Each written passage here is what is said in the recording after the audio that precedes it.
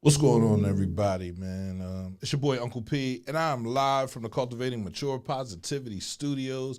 I have a special guest in the building with me. But before we get into interviewing him, I just want to talk about the effort that we are showing in the community to give back. There are countless people out here that are moving for our community, that are loving our community, even though other people say that our community isn't really a community, right? We have, I'm not going to name everybody, but everybody knows what they're out here doing. And I would just want to let them know that I appreciate them. And I want them to keep on pushing, right? Any way I can help you out, any way I can do anything for you, just let me know, right? So today I'm sitting up here with a good brother, man, a good friend, DJ CHEF Lamont. How you feeling, good brother? Man, it's a beautiful day, man. Always good to be here. Always good to be for the people. Always good to be for the people. Man, so let's just go back for a little bit. You're a DJ by trade. That's what you do. Yes. You like house music. Yes. Correct. Right. So that's why I had to make sure I got the drums hitting. Right. And the house music playing for your intro. But when you started DJing, that was right out of the Navy, because you joined the Navy as well. Break that down for me. Well, I started DJing back in 1984. I got my first set from a record place called Fifth Street Jazz, which was located on Avenue of the States. Okay. My music influences started back in junior high school. See, I'm like the first generation rap. So I was there in 73, 79, when we first was rapping, breakdance, MCing. So I was there in the city of Chester, along a host of other good people. And then, I remember one day walking home from school, what really got my interest sparking the DJ. I was walking home from school, and there was this guy named Darnell Purnell. And he was mixing and scratching, and I'm like, man. So I sat on his doorstep. He came out and seen me. He said, "You want to try?" I said, "Yeah." And from that day on, he became my teacher. Right. And I just started DJing, playing records, getting my dad's old vinyl, uncle's old vinyl. And my ear for music was broadened because my father would play like gospel music, James Cleveland. Sunday morning, you didn't hear nothing in the house but gospel music. And then in the evening, you would hear nothing but oldies like Sam Cooke, the Tramps. Butterball was on the radio. Right. Mary Wells, Lily Eva, people of that era. And then as I got older, my uncles would come around. I would hear Weather Report, Roy Ayers, people like that. And then I got more into music. I stumbled across a group called, anyway, the song was called Take Five, Dorsey. And I was in the pawn shop over town. And I was like, "Yo, who is this, man?" He's like, "It's this guy, such Dorsey." I was like, "Yeah." And then I seen that it was a white guy. And I was so stuck on it that I'm not going to listen to music to people that wasn't black, because that's not, that wasn't our music. But then I realized that I was missing out on a lot of good music, man. Tommy Dorsey, that was Tommy Dorsey. And I was like, yo, the guy name was Floyd. He was a detective in the city. And he was in the pawn shop. And he said, yes, Tommy Dorsey. It was take 5. And I fell in love with that. That piano riff as it come on. And then the clarinet player, which is Tommy Dorsey. And from then on, I listened to other groups, Spyro Gyra, the Rippingtons, big band music, all kinds of Cab Calloway, watching Nickel Brothers, tap dance and all, and watching all that music influenced me. And then my dad brought home an organ. I taught myself how to play the organ. Wow. Then comes along junior high school. Played at Douglas Junior High in the band. Excuse me. And there was a guy called Chuck Mangione, another guy called Herb Alpert. Okay. So I heard those songs, and my mind was blown. I learned how to play the trumpet. So you self-taught yourself how to play the organ, and then you learned how to play the trumpet. Yeah, I played the trumpet in junior high school. So music is just all up. And I think that was a big thing when did you graduate? You graduate Chester High School? Graduated 88. 88, right? I think that was the end of the musical era, you feel me, as far as Chester High is concerned. Yes. Because my mother, she graduated in 73, if I'm not mistaken. And she was big. She had a clarinet. They had the little, I don't know what it's called. Whatever. She had musical classes. They had musical classes from the time they was in kindergarten all the way up to 12th grade, right? Exactly. So the band was an actual band. It actually read music. It knew how to play music. It could play whatever, right? And you have a lot of elders of the community, like Mr. Joseph Kane, right? Him and his brother, good right? friend. Good music they play. Yes. Right. So, just understanding that we need to get back to that in high school, teaching the kids music so they understand how to read music, so they can play instruments. Again, I believe that a lot of the students in Chester High, they don't have that thing that drives them to want to go to school. You know what I mean? Like, you wanted to go to school, you might have wanted to go to school to go to music class, right? It was just one reason why you went to school. You dealt with everything else, right? You had to go to math, you had to do science. And see, back then, being in a band was a big deal back then. Right. And to get in the Chester High School band, that was like a privilege. Right. You worked hard in junior high school so you can put that orange and black on with that white fuzzy helmet to walk down 3rd Street. That was the main objective. Right. Nothing else didn't matter. Right. See, they made it now to whereas being in the band is corny. Right. But back then when I was coming up, being in the band was like a real honor, privilege. You got the high step and march with your chest all out. Right. We was the first high school band back in 1984 to break dance in a halftime show. Right. Wow. We was on a college level in competitions. Absolutely. We went to Disney World. Yeah. We went to Penn State, the Polka Dots. That's where we went every summer for band camp. Wow. So now they make our kids believe they need to pick up a microphone. But no one has taught them music theory. Right. No one ever taught them music composition. Right. How to read music, how to arrange music. Right. All they know is to pick up a microphone. Talk. Right. I mean, that's their thing. That's the thing, right? It is.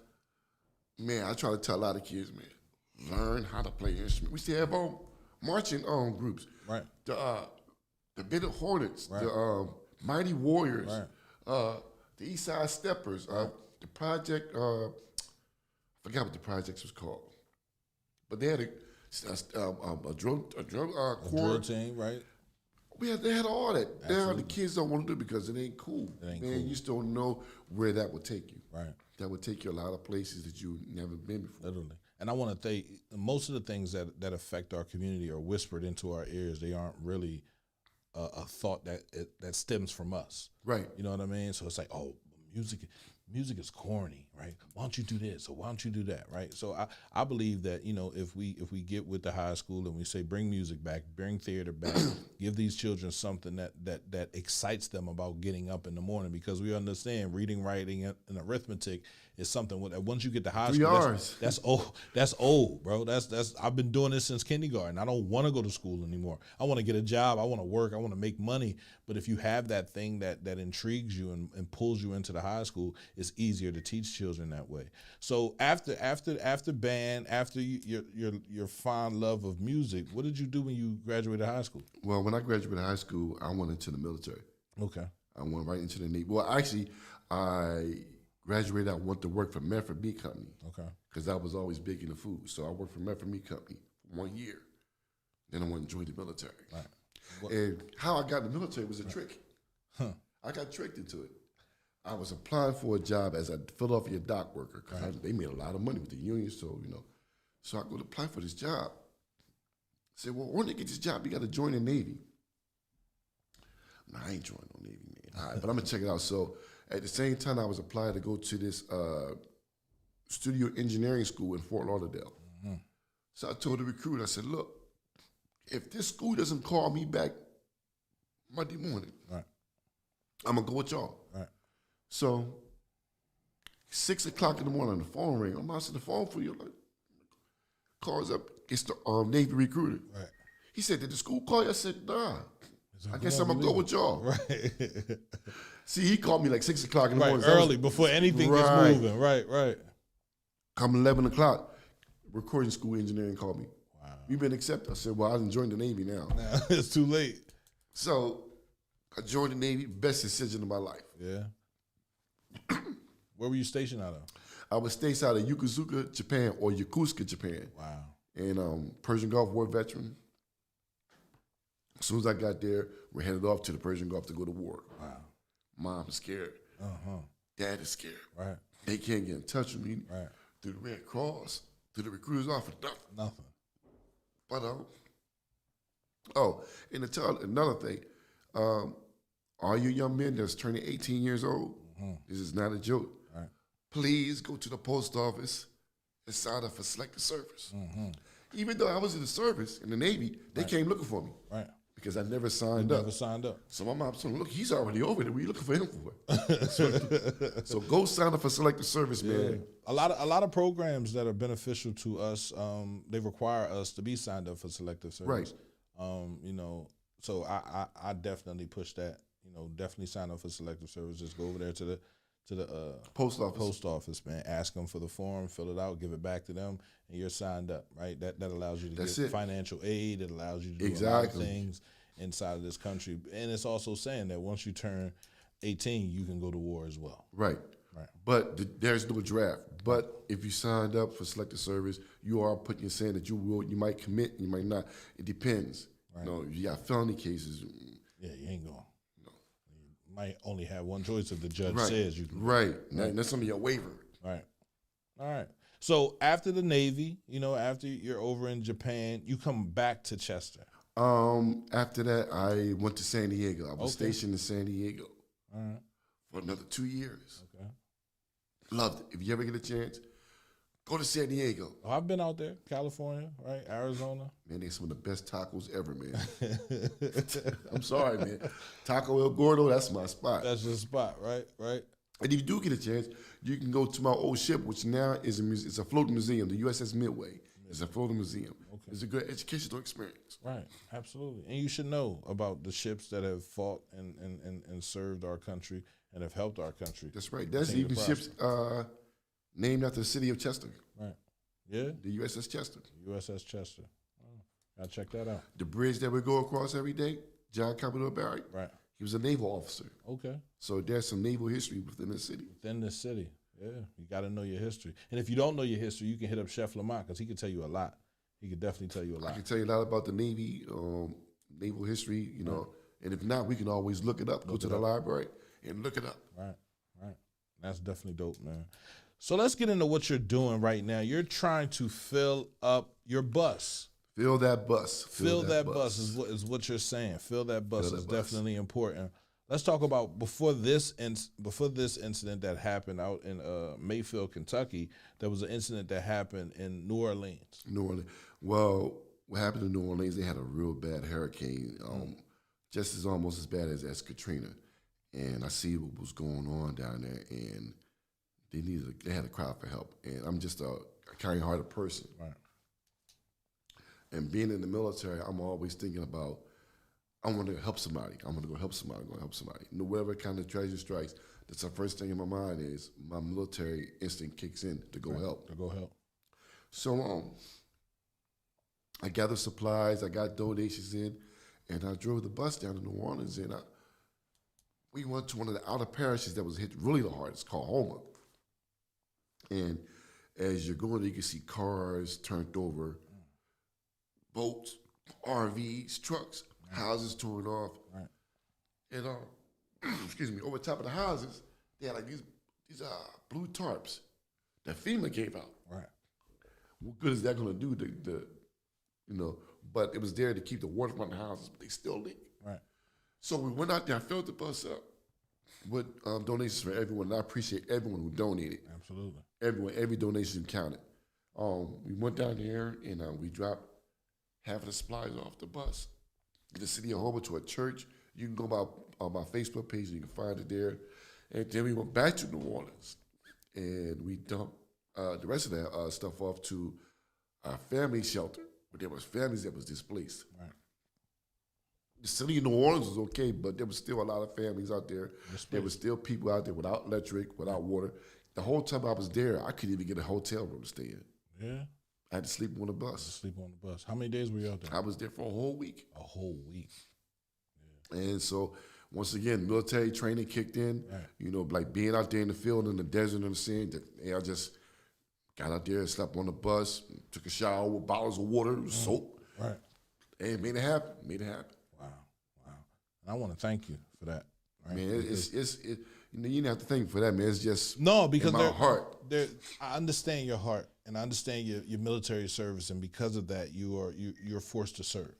But still, you need to thank the people that put themselves in that type of life, right? To give, right? Because not only do you give there, but you also have Super Saturdays, right? Right, Super Saturdays. So there was a time when there were homeless people over town, right? Those people are now displaced; they're not there, right? But you were out there on Saturdays, right, during the winter months, feeding people soup. And your soup, I'm not even going to sit here and play with you, man. Your soup is definitely good. I appreciate that. You feel me? I wanted to say something else, but I know you came through here. You gave me. I'm like, yo, this is good soup, man.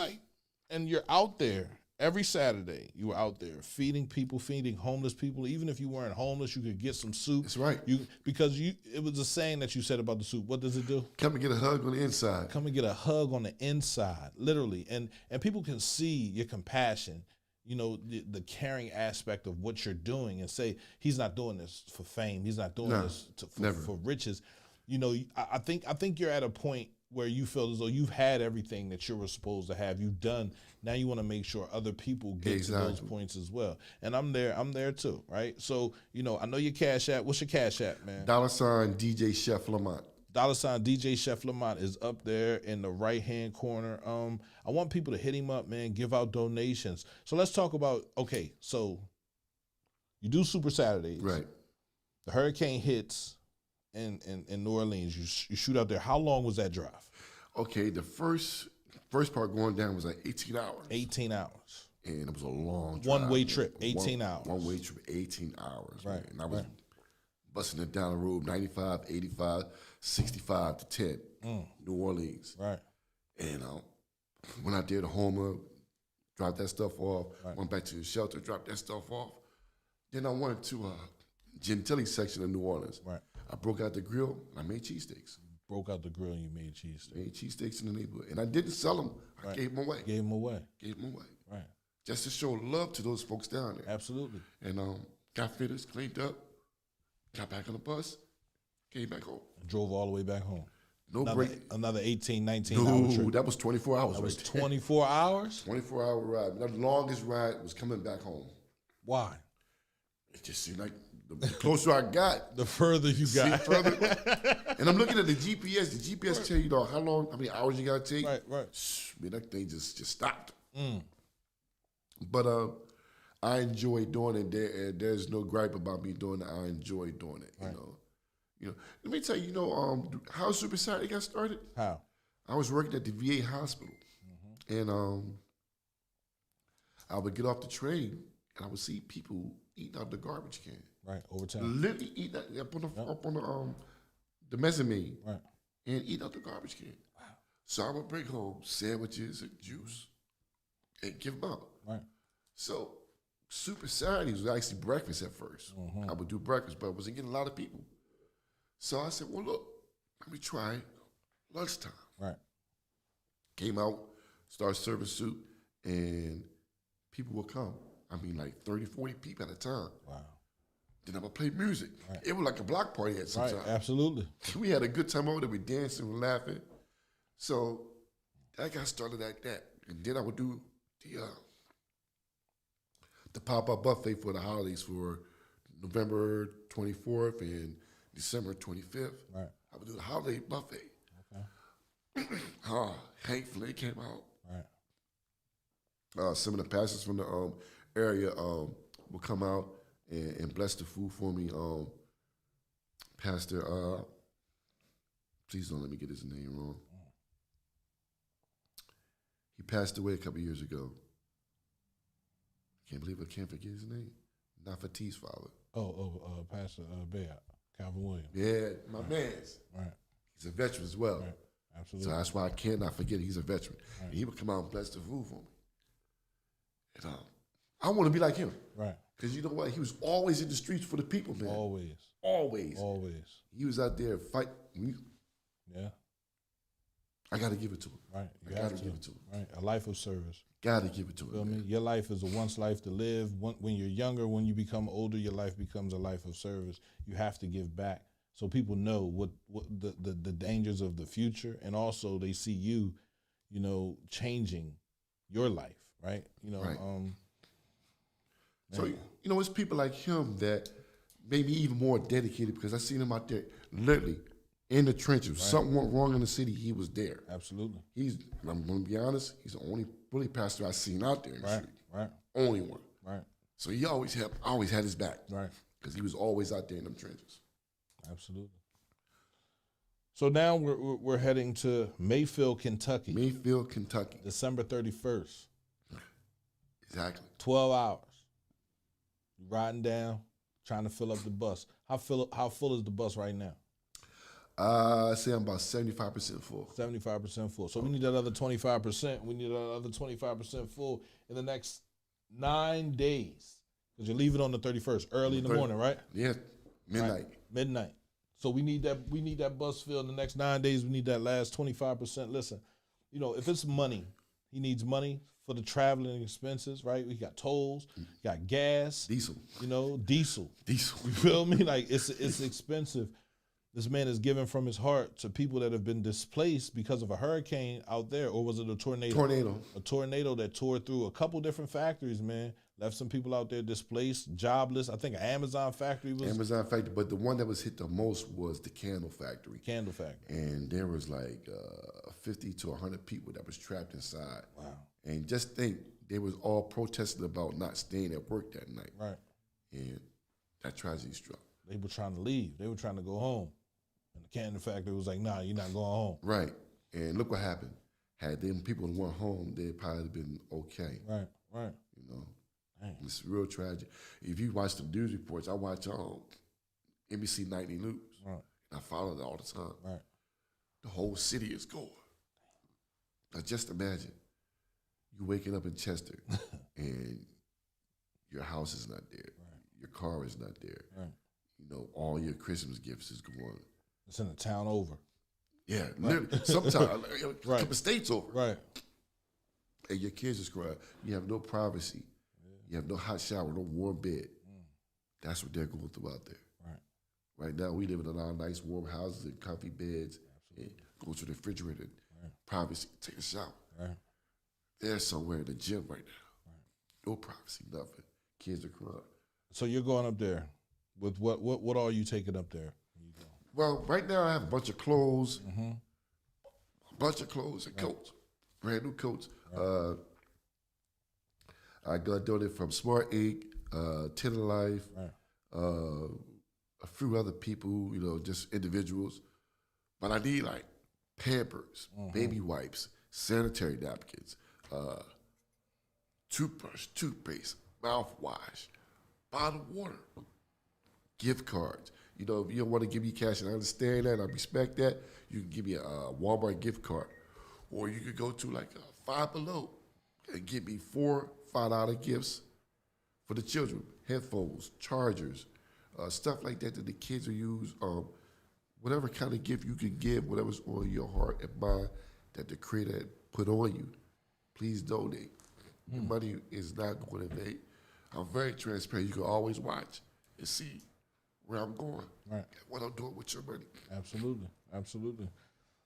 This life of giving, no, I'm not going to say it doesn't come without a lot of hardship, right? A lot of people second guessing what they're giving to. So I need you to, for a couple quick seconds, right? Just talk about why you're doing this, why you're motivated by doing this, and how helping has helped you. Okay, one, being in the military, we're always on the front lines to go help people no matter where around the world. So that's instilled in me through that. My parents is a big part of that. Both of my parents, I grew up with both my parents. So I see where my dad is a truck driver. He used to work for a moving company, and people would give away furniture. My dad would give it to people who are actually in need. Right. I mean, good, brand new furniture. Peter got divorced. I don't want it. Okay, you can't have it. You can't have it. Okay, well, look, I'll take it. And he gave it to people. Right. No charge, nothing. So, in my heart is to give, to give, to give, to give. Sometimes it's good, sometimes it's bad. Mm-hmm. But I'll take the good. Right. I'll weigh the bad anytime. Anytime. So I don't mind giving of myself. I give of myself 110% always, because that could be me out there, right, or my mom, my dad, my children. And I want somebody to show them that same type of compassion. It doesn't hurt to give. It doesn't hurt to give. It doesn't. What you do now, God sees. Absolutely. What you do for his people, he sees. He definitely sees, man. Any answers prayers, man. So if there's anybody out there that feels as though, they've had a hard time and life has been a little bit harsh on them, if you have an extra $10 or $20 in your Cash App, man, send it to DJ CHEF Lamont. Send in money, send in donations. I'm going to make a phone call as soon as we leave. I'm going to get you some diapers. I'm going to get you some wipes. And I appreciate that. I'm going to get you that stuff, right? Because I got a friend in social services, and that's all she ever talks about is diapers and wipes and stuff like that. So I'm definitely going to get that to you. And we're going to keep on helping, man. However I can help, however I can be of service, that's what I'm here for, right? And I appreciate you, brother. I do, because there aren't a lot of brothers like you. Man, I'm just a regular guy trying to help out, man. Right. And like I even though I help out everywhere else I can, I always take care of home first. So I make sure I do things for my city. Right. So if you ever get a chance in the summertime, come out to the barbecue, come out to the back to school jam. I'm always out there, mobile movie nights. Come on out. It's a family environment that I try to bring. Yeah, I definitely appreciate you, good brother. And I ain't even gonna hold you, man. Like, we've had conversations, countless conversations. And I tell you, you come up to the radio station, let's talk. You come up to the radio station, you could DJ. Come up to the radio station, promote what you got going on. Again, we can't always think that what we talk about people hear. So you have to use the different avenues of communication in the city. So shout out to the 10 of Life podcast, everything that they're doing down, what's it called? 10 of Life, yeah, 10 of Life. Right. 10 of Life. Also, Sonia Jones of Philly Hot Radio. Right. She also supports as well. Right. So 10 of Life is definitely down there doing their damn thing. Down there, what's that, 10th Street? 10th and Hardwick. 10th and Hardwick. The Life Center. The Life Center. There it is. Shout out to them doing what they're doing, man. Shout out to everybody that's out there that's moving for the community. Let's continue to move. Unity makes strength. My father always told me that's what's on his Haitian flag, and that's how I'm living my life today.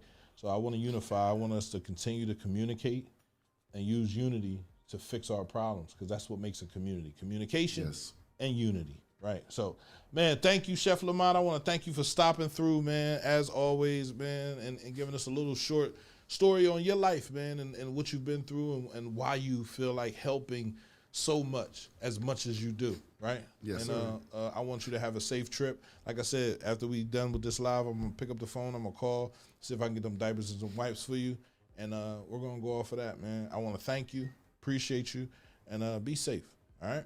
Love you, man. Thanks a lot. Chef Love you Lamont, too. baby. C Pride worldwide. Let's go, man. So yeah, I want everybody to basically see this Cash App where it's at. Right there. That Cash App right there. DJ Chef Lamont, right? I want you to hit that Cash App up. $10, $3, $4. Listen, if all of us send in money, right, he'll have enough money. He can buy some more stuff, right, to give out when he gets down there, right? And he can make sure he makes it down there safely. It's a 12-hour drive. Right, so that's a lot of gas. That's a lot of diesel fuel. Tolls. It's hard, but he's willing to take this on right now by himself for the community of Mayfield, Kentucky. So, you know, I want to thank y'all for tuning in, man. You already know it's your boy Uncle P, reminding y'all that listen, optimism is free. To think about the best things that can happen for our community is absolutely free, but getting the work done is going to cost us a lot. We got to be willing to put in a lot of work. It's CMPRadio.net. It's your boy Uncle P, man, reminding y'all, be safe, man. Please.